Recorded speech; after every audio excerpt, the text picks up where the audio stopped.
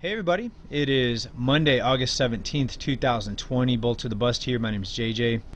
A lot of news to cover. We've got more glitches. This time it's Bank of America, zero balances. We've got the exodus both from Los Angeles and New York. A lot of wealthy people are fleeing those cities. More power outages and millions of people scheduled to go dark here in California as the heat and the power grid is showing major signs of stress.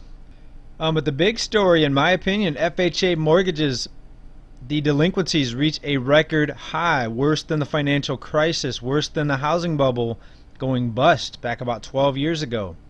But yet, home builder sentiment and home builder confidence is at an all-time high at the same time.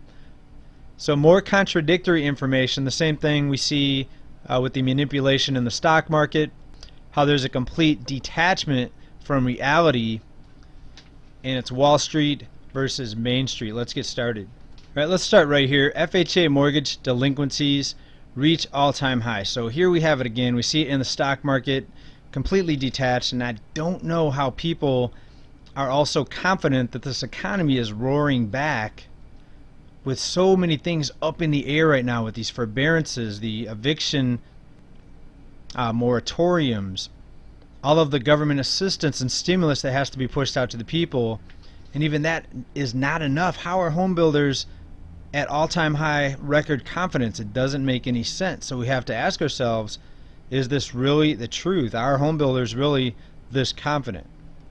Or could they be putting this information out there, trying to give people a false sense of confidence and a false sense of security, trying to get people in the housing market, trying to get people in the stock market, right? So it wouldn't be the first time, but let's take a look at some of these numbers here.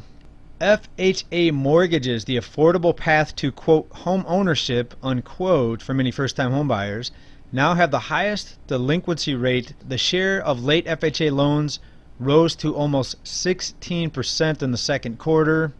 That's ending in June. I'm sure in July and August there was not much recovery there. We'll see those numbers coming up. Right, so how are we going to recover, and where are all these new home buyers going to come from, with nearly half of small businesses, which were the backbone of the economy? Nearly half of small businesses may not reopen, but yet home builder confidence is at an all-time high. We're going to talk about that next. But this article continues. For now, most of them are protected from foreclosure by the federal forbearance program.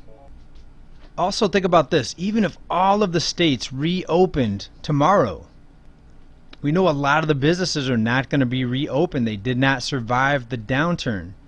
And what money are people going to be spending to restart this consumer-based economy? Are people going to go and spend their unemployment bonuses that are now going to be $400, maybe $300 if the states don't kick in the extra 25%? You see what I'm getting at here? Is there going to be a lot of manufacturing jobs available? No. Do you see a lot of manufacturing jobs hiring in your area? If you do, let me know. But even if we try to bring back manufacturing jobs, who's going to be buying these goods and products? Right? We still have a lot of the globe, a big part of the globe is still on lockdown. Yeah, there's some countries that are opening up, but other countries are locked down even harder and under more authoritarian governments even than the U.S. So are we going to see a boom in manufacturing, and exports are going to surge? The entire world is going to be buying products from the U.S. when manufacturing comes back? No, it's not going to happen. Again, there's no major structural changes being done to this economic system that was designed to fail. It's a Ponzi scheme. It's designed to enrich the people at the top and to have everyone else living either one, paycheck to paycheck, or two, in endless debt, or both for most people, unfortunately. Yeah, there's a few people that are getting by, they're doing well in this system. There's always going to be a few success stories to point at, but the most successful people that I'm seeing now are people that don't have kids, people with very little overhead, people that inherited property and they don't have to pay $500,000 now to live in a home, especially if you're in California. Alright, but nonetheless, home builder sentiment recovered. It was a V-shaped recovery. It's a very deep drop there in the V, but as you can see, it's a V-shaped recovery. They're saying that home builder sentiment has rebounded now, and that was a rapid rebound, even though the Main Street economy is not rebounding that rapidly. Okay, if this was a real rebound, would people need stimulus checks? Would people need unemployment bonuses? Would we need to continually lower interest rates, and now we have record low mortgage rates to prop up the housing market? Right? A real recovery, we wouldn't need all of these gimmicks and lower rates and kicking the can down the road and stimulus and bailouts and forbearances, eviction moratoriums. We wouldn't need any of that, right? This country and this economy is in very, very big trouble, and I just see a lot of reporting out there. Looks like they're trying to fool people, but I know you're not fooled, and if you're like me, you're preparing for this to get a lot worse, right? The only thing that's going to save us is a complete restructuring of this system, and there are people out there saying that's being done, that it's in the works. But you have to ask yourself, are we being told the truth? Are you being told the truth? Even if you think you have the scoop or some inside information, there's a lot of propaganda out there. You just got to sort through it and try to figure out what the agenda is. All right, let's talk about this next article. This is out of the dailymail.uk, and they're saying it's the Hollywood apocalypse. The rich and the famous are fleeing in droves as the city of dreams, Los Angeles, turns into a cesspit plagued by junkies and violent criminals.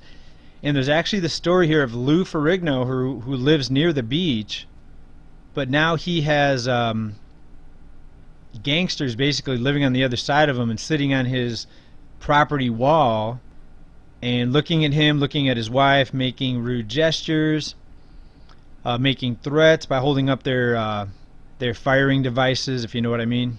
All right, and this is just one story. There's a lot of wealthy people leaving the bigger cities. We see New York having a big exodus of the rich people, of the ultra wealthy, not just because of the taxes, but because of the escalation in the violence in those cities and the failure of those cities to crack down on the violence. The exodus is so bad there in New York, Governor Cuomo calls on the wealthy to return to New York City. He said, quote, "You've got to come back." At one point in an interview, he was offering to buy these people dinner. Let's talk about it. Come back to New York City. The smart people are getting out of the cities. We've been wondering about this for 2+ years, and we were called doom and gloom, but we didn't even report how bad it was going to be. We didn't even think it was going to be this bad. Okay, with the whole shutdown, they have shut things down, and they're telling people there's this miraculous recovery, and I'm just wondering how many people actually believe that the economy is going to come roaring back. Just be careful out there, people. There's a lot of tensions globally, geopolitically. We could see some other bad surprise events, some black swans popping up here. We've got more instances here about a week ago. Bank of America, more glitches, more online accounts displaying zero balances.